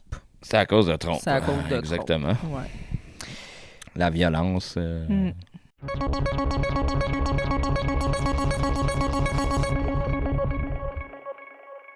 Tout. En terminant, ou pas, non, j'ai les petites vedettes aussi qui ont dit leurs opinions sur Trump. Nos deux petites vedettes? T'en as plus? J'en ai trois. T'as une surprise pour moi? J'ai une surprise pour toi. Tu vas l'aimer, ma surprise, parce que tu l'aimes, cette personne. Ouais. L'aimes-tu pour vrai? Fait que c'est ça, tu sais, on a eu Rudy. On a eu Rudy qu'on l'avait appelé. Fait que Rudy, ben, je pense que... Rudy Caillouche. Ouais, Rudy Caillouche, je pense que tout le monde l'a vu passer, là... Il a fait un post, personne ne veut lui envoyer du plomb avant que les tarifs embarquent avec une madame avec une mitraillette rose en plastique. Là. Reste pas grand temps, ferait un bien meilleur show de mi-temps, donc ça incitait pas du tout à vouloir que quelqu'un fasse un attentat et assassine Trump. Non, puis ses fans sont pas dans le déni du tout. Là. J'ai même vu une fille commenter moi, j'ai compris ton analogie que c'était juste une femme qui voulait défendre ses droits. Oh! OK, on est dans les métaphores loin. Féministes. Là. Ça, c'est pas conspi. Non, c'est ça. C'est pas compi, comme lui il écrit. Oui, c'est ça. Puis là, tu sais, il en a rajouté. Là, il y avait d'autres commentaires aussi qu'on a moins parlé. C'est des gens très brillants. Oui, des gens brillants, des gens équilibrés. C'est la crème qui a une belle plume. Oui. Ça aussi, on l'a vu, ce commentaire-là. On l'a vu, tu sais, même s'il fait 3000 fautes à chaque mot, les gens sont là, t'as une plume magnifique. Ouais. Tu sais, reviens-en pas là, de sa tune de C'est 1992. ça. Là, Chris, là, c'est pas, faut pas Émile Néligan, là. Oui, mais on sait tous qu'ils sont fucking incompétents. Jamais 203 et third time is the charm. Oh. Un autre commentaire de lui. T'as-tu sa menace de suicide? Oui. Pas menace, incitation. Incitation au suicide, ouais. Bon, les deux conspis qui te supportent, Dumb and Dumber, Dumb D-U-M, tu es le guru des compis. Une belle plume. Tes parents, femmes et enfants doivent être tellement fiers de ton chemin de vie. Quel parcours quand même. T'as réussi à recruter dans ta sec le grand Iku et sa version féminine qui partagent à deux un total de une cellule. Je parle pas de prison. T'es fait fort. Je serais en train de choisir un gun ou une corde. Bonhomme quelque chose, me semble. Ouais, bonhomme. Ouais, qui a même pas rapport. Non. Même l'emoji n'a pas rapport. Fait que non, il va bien. Puis là, après ça, il a fait des excuses. Dimanche, j'ai voulu faire un jeu de mots qui a clairement raté sa cible. C'était quoi le jeu de mots? Le plomb? Le plomb puis le bullseye. Il y avait le bullseye aussi. Là. Ouais, mais c'est pas un jeu de mots, là. Non, c'était une blague. OK? Fait qu'il s'est excusé, puis aussi, il est allé répondre à la personne à qui il a fait une incitation au suicide. Il a dit, bonhomme clin d'œil, content que tu n'as pas mal interprété ma joke sur le suicide et sois passé à l'acte. C'est ça, c'est sa drôle. Meilleure. C'est cocasse quand même. Bientôt au gang show. Oui, il y avait aussi Jean-François Dubé là, de Noir Silence là, qui avait dit comment est la sécurité au Super Bowl? Mettons que 3 petits points, on peut rêver 3 petits points. Là, lui aussi, c'était une joke. Oui, c'est ça, à ça qu'avait répondu Rudy Bullseye. Là. Puis lui aussi s'est excusé. Ben non, il s'est pas excusé. Oui, il s'est excusé. Bon, je crois que mon dernier post a été mal perçu. C'est nous qui comprenons mal. Je me suis probablement mal exprimé dans mon humour. OK? J'ai rétracté le message et je m'excuse pour ceux qui ont pu s'en offenser. Donc, il s'excuse pour ceux qui ont pu s'en offenser. Peace. Fait que voilà, mais là, l'autre personne ici, c'est Marie-Pierre Morin. J'ai vu de quoi passer. Ouais. Ce n'est pas Trump qui va décider si j'ai un troisième enfant. Ouais, j'ai vu ça. Fait que je me demandais... Je pense qu'il y a une petite musique dans le vidéo. Je me demandais qu'est-ce qu'elle voulait dire. En fait, c'est à la radio qu'elle a dit ça avec Marie-Ève Janvier. Au micro de leur émission Les Filles du Lunch, diffusée sur les ondes de Rythme FM. Marie-Ève Janvier et Marie-Pierre Morin ont récemment discuté... Les Filles du Lunch ont discuté de l'actualité politique et économique. Ça devait être une grande discussion très, très poussée. C'est pas fait pour les secrétaires là, de ressources humaines. De ressources humaines de Boucherville, là, cette émission-là. Non. Marie-Pierre a confié qu'au départ, elle ne réalisait pas les impacts qu'une guerre économique entre le Canada et les États-Unis pourrait avoir. Elle a ensuite affirmé que c'est en écoutant l'entrevue entre Mélanie Joly et François-Philippe Champagne, à Tout le monde en parle, qu'elle a compris l'ampleur de la situation, ce qui l'a conduite à ressentir de l'anxiété, Homer. OK? Ah non. Oui, de l'anxiété. Remplie de peur et d'inquiétude, Marie-Pierre et son amoureux ont entamé une discussion sur le sujet. Elle raconte que ce dernier lui aurait laissé entendre qu'il n'était plus certain de vouloir d'autres enfants dans le contexte actuel. OK? Là, je la cite. « J'ai l'impression que ma famille n'est peut-être pas finie, que j'ai peut-être le souhait d'avoir un troisième enfant et mon chum de me dire « As-tu vraiment envie qu'on amène un autre enfant dans ce monde-là? Dans une guerre économique avec les États-Unis, raconte-t-elle. » Oui. Après sa conversation avec son conjoint, Marie-Pierre en est venue à une conclusion populaire ces temps-ci. Les Américains ont élu un grand malade. Un constat qui a suivi l'animatrice jusqu'au moment de s'endormir.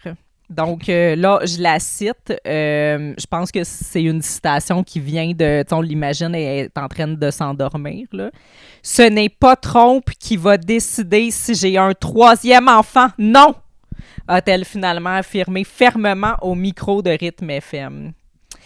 Est-ce une situation qui vous remettrait en question quant à votre désir d'avoir des enfants, vous, à la maison?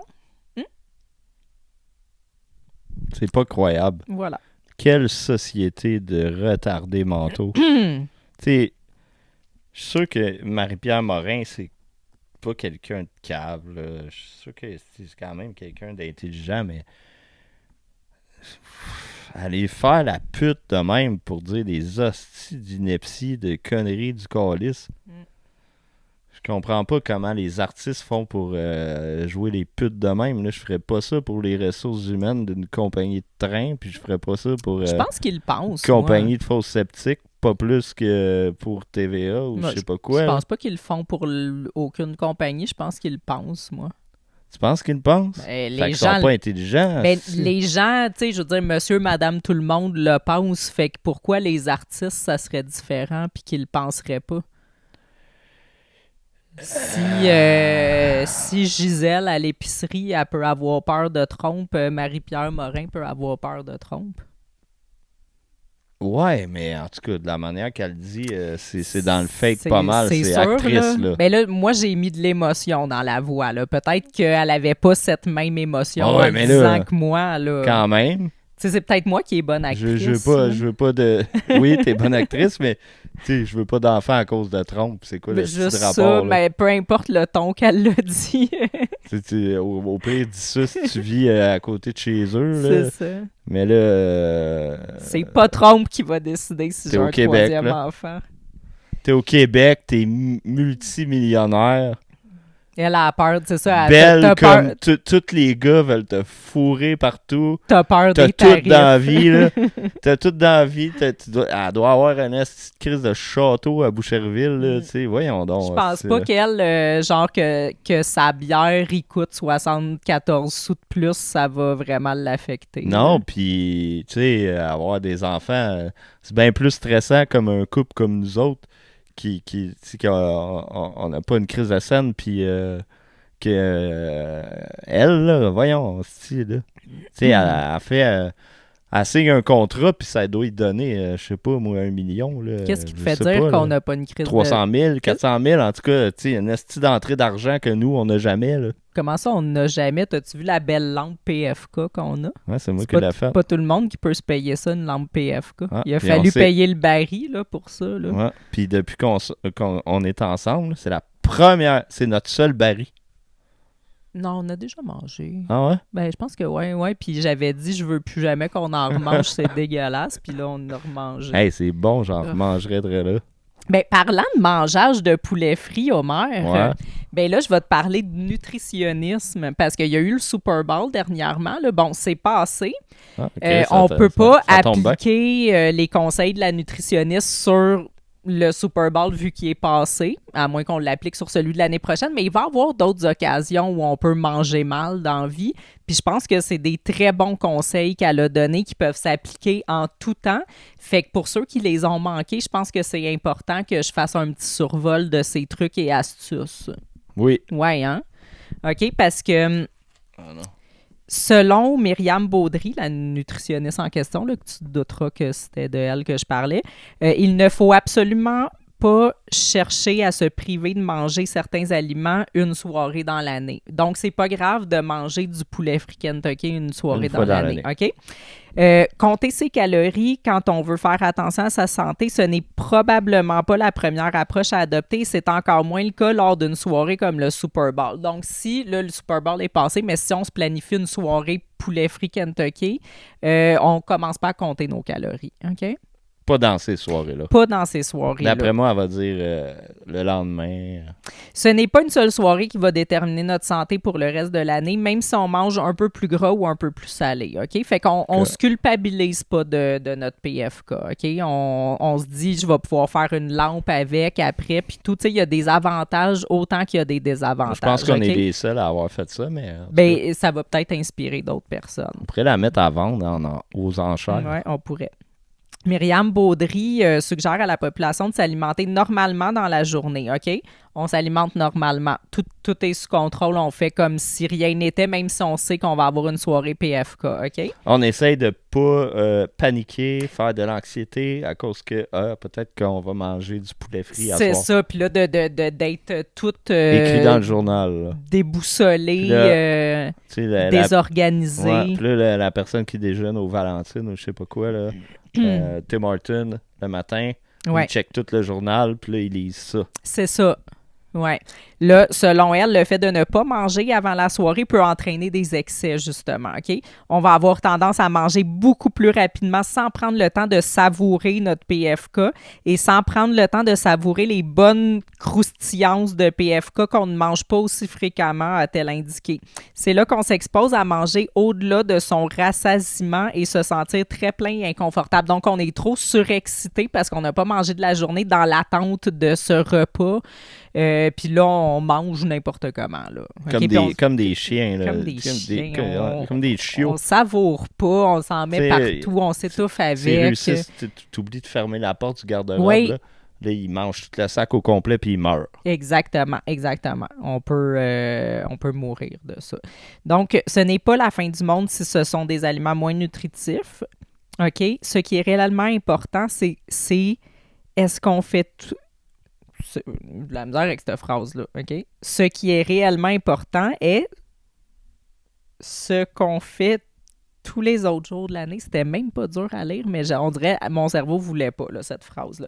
Fait que ce qui est réellement important, c'est tout le reste de l'année. Donc, c'est ta salade, tu manges le reste de l'année à tous les jours de la vie. C'est pas ton PFK qui va déterminer qui tu es. Mm-hmm. Faut pas que tu t'identifies à ton PFK, OK? C'est pas toi. C'est pas un genre. Non, c'est pas un genre. C'est pas toi, ça te définit pas. Tu n'es pas le PFK, OK? C'est important que tu te souviennes de ça. Ben, okay? Moi, j'aimerais ça être le PFK. C'est pas parce qu'il est dans ton corps que t'es ça. Hey, okay? Arrête de parler de PFK, j'ai trop le goût d'en La nutritionniste invite toutefois la population à diversifier ses choix pour découvrir de nouvelles options. De plus, des boissons sans alcool peuvent être une option intéressante. Hein? On y avait pas pensé. Si on lit pas ça, là, on pense pas à ces choses-là. Hein? Puis là, je le vois que ça te tente. T'es comme, j'aurais pu diversifier mes options puis prendre de la bière sans alcool. Ouais. Hein? Lorsqu'on mange trop avant d'aller dormir, cela a un effet négatif sur le sommeil, Homer. Okay. Fait que ça, là, moi, ça m'a flabbergasté comment j'ai appris des choses. C'était les plus belles minutes de ma vie de lire cet article-là. Ça m'a révélé des choses que j'aurais jamais pu croire possible avant de le lire. Ouais. Je te garde ça pour... Ouais, je pense que je vais garder ça pour la fin. Fait que... Vite, là, on parle de retardisme climatique. Okay. Comme les retardés, là. Mais climatique. Non. Ça roule? Oui, ça roule, OK. Vite, parce que c'est un peu plate, là, comme article, mais c'est pas tant plate non plus. C'est juste que je trouvais le titre drôle, là. Après le déni, le retardisme climatique. Fait que, ouais. T'avais envoyé le titre. Oui. J'ai pas lu Mais je l'ai lu. C'est La Presse. Moi, j'ai pas lu. J'étais juste le titre, je trouvais ça drôle. Moi aussi, je trouvais ça drôle. Mais je voulais savoir c'était quoi le retardisme climatique. Les 3/4 des... Tu sais, on a notre carton climatique avec tous les mots climatiques dessus. Il faut le rajouter, ça, le retardisme climatique. Ouais. Fait que les 3/4 des Canadiens croient que les changements climatiques sont réels, mais moins de la moitié se sentent touchés, suggère une enquête du Centre pour les médias, la technologie et la démocratie de l'Université McGill. Le discours visant à retarder l'action climatique font recette en ligne, s'inquiètent les chercheurs. Fait que, dans le fond, il y a beaucoup de gens qui bloquent ou qui... Dans le fond, les gens... Il y a un mouvement là, sur Internet qui retarde les actions climatiques. Dans le fond, qui disent... le gouvernement fait pas les bonnes choses, c'est cave comment que le gouvernement nous amène ça, la crise climatique. On les, tu sais, comme on a juste le goût de les envoyer chier puis de dire vous êtes cave, vous faites n'importe quoi, vous nous dites n'importe quoi, vos solutions sont connes. Fait que dans le fond, on retarde le fait qu'on pourrait tous se mettre ensemble puis faire des vraies actions là, comme des manifs qui crissent plein de poubelles dans le centre-ville une fois par année. Ou presque plus se laver, faire des poubelles avec des sacs de chips, là, des choses comme ça, se laver avec un sablier, mais à la place de ça, on est comme, gars, fuck you, là, laissez-nous continuer de vivre comme on vivait. Moi, j'ai une anecdote là-dessus. Ouais. Là. Il y avait eu la marche de la Terre, là, quelque chose comme ça, là, puis que Greta Thunberg s'en venait. Là. OK. Fait que là, ils ont même, à ma job, donné congé aux employés, dont moi, pour aller participer à la manifestation. Okay. Puis toutes les places autour, ils faisaient la même chose avec leurs employés. Okay. C'était un milieu woke, là, artistique. Puis moi, j'ai juste été voir à la fin pour voir quand les gens s'en vont, s'il y a des déchets. C'était dégueulasse. Il y en avait. J'avais pris plein de photos dans le métro Saint-Laurent. Là, c'est là que la manif avait parti. Puis, ouais, c'est rempli de poubelles tout partout. Fait que les militants écologistes, des poubelles puis des affaires en feu, dans le fond, pour sauver la planète. Ouais. Des congés de job pour aller faire vertueux. Ça. Ouais. Fait que sur les plateformes en ligne, l'opposition aux efforts de lutte contre les changements climatiques ne se manifeste plus tant par la négation du phénomène que par du retardisme, OK? Fait que c'est-à-dire les discours visant à retarder l'action climatique. OK, fait que c'est retardé, mais poli. Ouais, c'est ça, c'est retardé. T'es pas retardé, t'es atteint de retardisme. Ouais, t'es atteint de retardisme. Le phénomène retient de plus en plus l'attention, blablabla, blablabla, blablabla. Donc, des intérêts particuliers ont généré des discours et de la mésinformation qui ont pour résultat de fausser la perception des risques et de polariser le soutien envers l'action climatique. Donc, on polarise le soutien. Donc, le soutien, au lieu d'être tous d'accord avec le soutien climatique, on est comme... c'est il y en a qui sont pour, il y en a qui sont contre. Oui, c'est ça. Là, ça polarise, ça retarde, ça fait des fausses perceptions des risques. Les gens qui nous disent la planète va exploser dans 2 secondes, là, l'apocalypse climatique, mais il y en a qui sont comme calmez-vous, c'est pas si pire que ça. Donc, ils retardent l'action. Mais il y en a qui y croient pour vrai. Là. Justement, tantôt, on parlait de Rudy. Mm-hmm. Puis j'ai vu dans les commentaires, t'as bien fait de dénoncer pendant que qu'il est en train de brûler la planète. Et voilà, c'est ça. Fait que toi... eux autres, ils exagèrent là, pas toi, du tout. Tu ris de ça, tu dis qu'ils exagèrent, t'es un retardiste climatique. Ouais. C'est un très bon exemple. Ben, je suis un fier retardé. T'es un fier retardé climatique. Ça me dérange pas. Aussi, il y en a qui parlent du pétrole éthique. Là.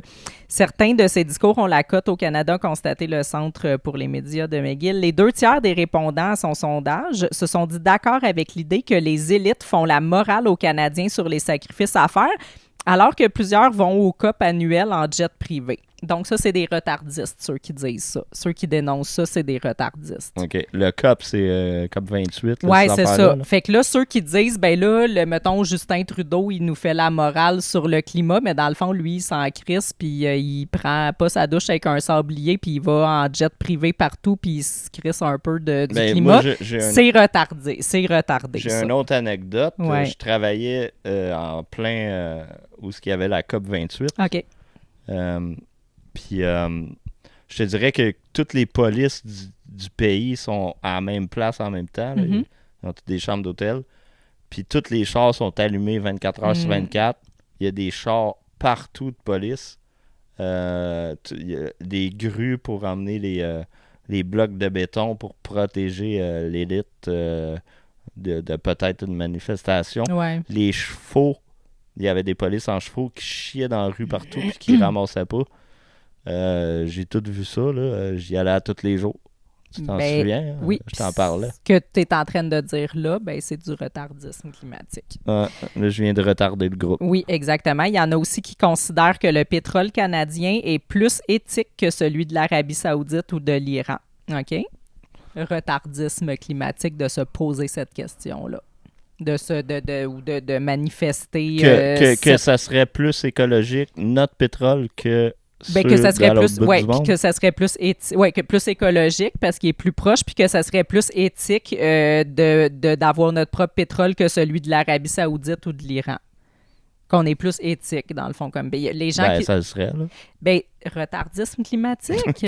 Oui, c'est ça. Fait que, regarde, tu vois, c'est tous des bons exemples. Non, mais retardé. T'es vraiment retardé climatique. Donc, le problème n'est pas que tout soit faux ou trompeur, mais que le discours de désinformation commence souvent avec un fond de vérité, OK?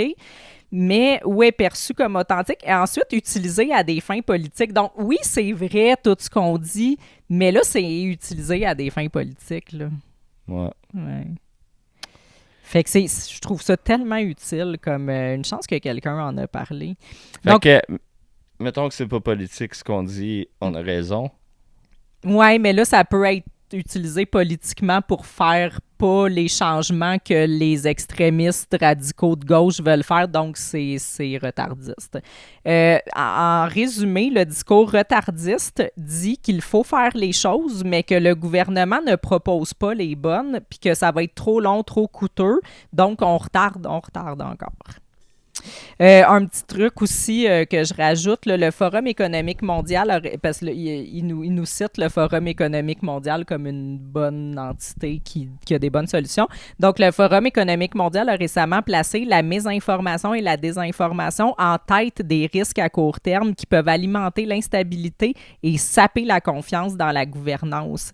Donc, encore la désinformation, toutes les questions qu'on vient de poser, là, les élites qui nous font la morale, qui prennent des jets privés, toutes les anecdotes que tu as racontées, bien ça, c'est de la désinformation qui fait qu'on remet en doute notre gouvernement qui est impeccable et qu'on n'a pas à remettre en doute. Puis ça retarde.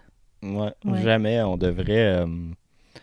Ils ont été élus oui. démocratiquement. Fait que c'est pas... Mais il y a juste Trump qu'on peut remettre en question. Oui, lui, il a été élu démocratiquement, mais dans le fond, il ne voulait pas vraiment l'élire démocratiquement. C'est de la dictature.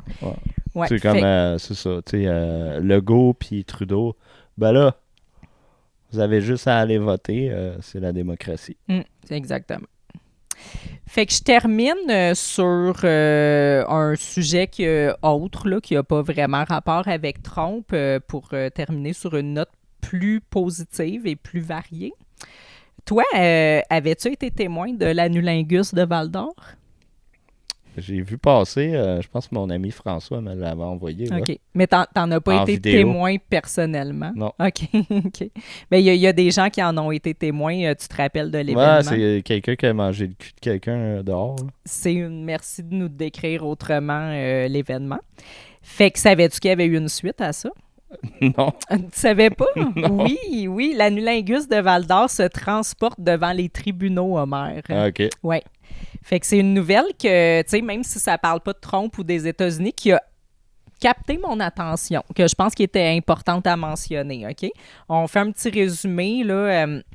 L'homme et pour ceux qui ne se rappellent pas de l'incident, là, l'homme et la femme photographiés en pleine séance de sexe oral l'automne dernier en bordure du boulevard le plus achalandé de Val-d'Or devront répondre de leurs actions devant la justice. OK? L'histoire avait fait grand bruit à la fin octobre à la suite de la publication sur les réseaux sociaux d'une photo saisissante montrant un homme en train de performer un anulingus à une femme dans une position hautement suggestive. OK? Fait qu'on... Mais comment que tu peux manger le cul de quelqu'un sans que ça soit suggestif? Je le sais pas, Omar. Je le sais pas. OK, ça sera aux tribunaux de juger ça. Pas, moi, je suis pas experte en... En anulingus. Ni en anulingus, ni en quelconque... position de juridique. OK. Ouais, OK. Fait que je continue. L'acte sexuel est survenu en plein jour, hein?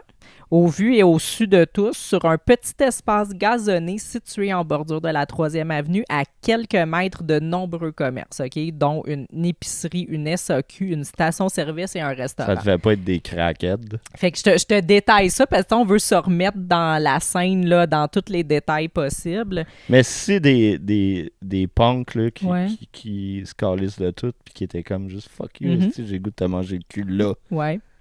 Là, je les aime. Ça se peut que ça soit ça, on le saura pas, probablement. Sauf s'ils sont mais sur le crack. Ils sont probablement sur le crack, je te dirais. Ouais. Fait c'est, tu sais, un va pas sans l'autre, là. Ben, le procès va le dire. Le procès va le dire. Donc, l'acte sexuel, oui, non, ça, je l'ai lu. Mise au fait de la situation, la Sûreté du Québec avait amorcé une enquête et avait même demandé l'aide du public là, pour retrouver des gens qui auraient pu être témoins du fameux anulingus en plein air. Près de 4 mois plus tard, l'affaire se transporte devant les tribunaux car les 2 participants à cet épisode sexuel urbain seront formellement accusés d'action indécente mardi au Palais de justice de Val-d'Or. Acte sexuel urbain. Performance sexuelle les urbaine. 2 participants à cet épisode sexuel urbain. OK. C'est cute. La Sûreté du Québec a confirmé avoir été en mesure d'identifier les 2 personnes dans les jours suivant la publication de la photo sur les réseaux sociaux. L'homme dans la trentaine et la femme dans la quarantaine ont également été rencontrés par les enquêteurs. Le dossier d'enquête a ensuite été soumis au directeur des poursuites criminelles et pénales qui a jugé que des accusations criminelles devraient être portées. OK? OK. Oui. Fait que du côté de la Sûreté du Québec, on indique que la photo de l'anulingus à elle seule n'aurait pas nécessairement conduit au dépôt d'accusation, mais les autorités en ont d'ailleurs profité de cette occasion pour rappeler aux citoyens de communiquer avec les policiers lorsqu'ils sont témoins d'un crime. D'un anulingus. D'une performance sexuelle urbaine. Fait que j'avais pas de clown. Moi, j'ai déjà vu dans le métro de Montréal... Pas un c'était- anulingus urbain, Non, mais 2 itinérants là, Métropolitain. qui se fourraient direct. dans le métro. Ouais. T'as-tu- Ben, qui essayaient, en tout cas. Là, ça avait pas l'air de marcher. Ben, ouais, Est-ce que tu as appelé le SPVM? Non, je suis Non. passé. J'en ai déjà vu un vomir. Ok. J'ai vu toutes sortes de choses, mais j'en ai vu fourrer. Mais écoute, les autorités t'auraient conseillé d'appeler les autorités.